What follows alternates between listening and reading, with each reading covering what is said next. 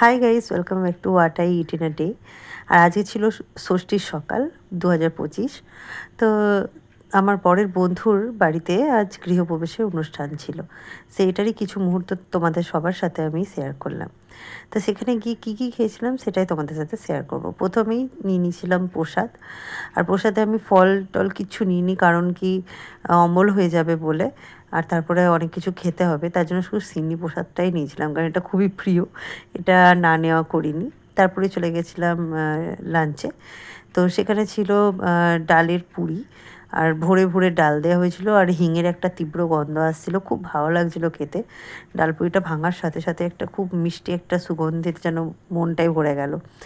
দুটো নিয়েছিলাম, আর তারপরে আরও দুটো নিয়েছিলাম, 4টে খেয়েছিলাম। ডালপুরিগুলো এত সুন্দর হয়েছিল, আর দু আঙুলেই ভাঙা যাচ্ছিলো, এত নরম ছিল। তার সাথে দিয়ে দিয়েছিল এরকম দেখতে একটা ছোলার ডাল, আর তার সাথে ছোলার ডালটার ভেতরে মানে কিশমিশ আর কাজু একদম ভর্তি দেওয়া হয়েছিল, ওইটাও বেশ সুস্বাদু হয়েছিল। আর সাথে ছিল কাশ্মীরি আলুর দম। তো দুটোই তরকারি খুব ভালো হয়েছিল, ছোলা ডালটা একটু মিষ্টি মিষ্টি হয়েছিল, আর কাশ্মীরি আলুর দমটা বেশ ঝাল হয়েছিল। তাই দুটো মিশিয়ে খেতে কম্বিনেশনটা দারুণ লাগছিল আর কি। তো প্রথমেই নিয়ে নিয়েছিলাম ছোলার ডাল দিয়ে, আর এখানে তোমরা আমার রিয়াকশান দেখেই বুঝতে পারবে যে এত ভালো হয়েছিল যে খেতে কি বলবো তোমাদেরকে। আর আমি এখানে মনের আনন্দে খাচ্ছি। আর আজকে সকালটা বেশ ভালোই কেটেছিল ওদের বাড়িতে, একটা অনুষ্ঠান, আর সেখানে আলপনাও আমি দিয়েছিলাম তাদের বাড়িতে।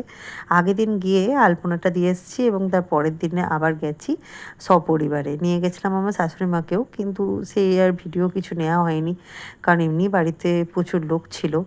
তো সেখানে আর কি নতুন করে ওখানে ভিডিও নেব, সবার সাথে গল্প আড্ডা দিতে দিতে সময় পেরিয়ে গেছিলো। তারপরে ভেঙে নিয়েছিলাম একটু আলুর দমটা, আর তার সাথে একটু গ্রেভিটা মিশিয়ে খেলাম। তো সত্যি বলছি, এত মানে সুন্দর হয়েছিল এটা, যে এটার মানে আমার সবথেকে বেশি এটাই পছন্দ হয়েছিল, এবং আমি শেষে একটুখানি লাগিয়েও রেখেছিলাম যে সব কিছু খাওয়া হয়ে যাওয়ার পর আমি এটা শুধু মুখে খাবো, এবং এটার স্বাদ যেন আমার মুখের মধ্যে ঘোরে।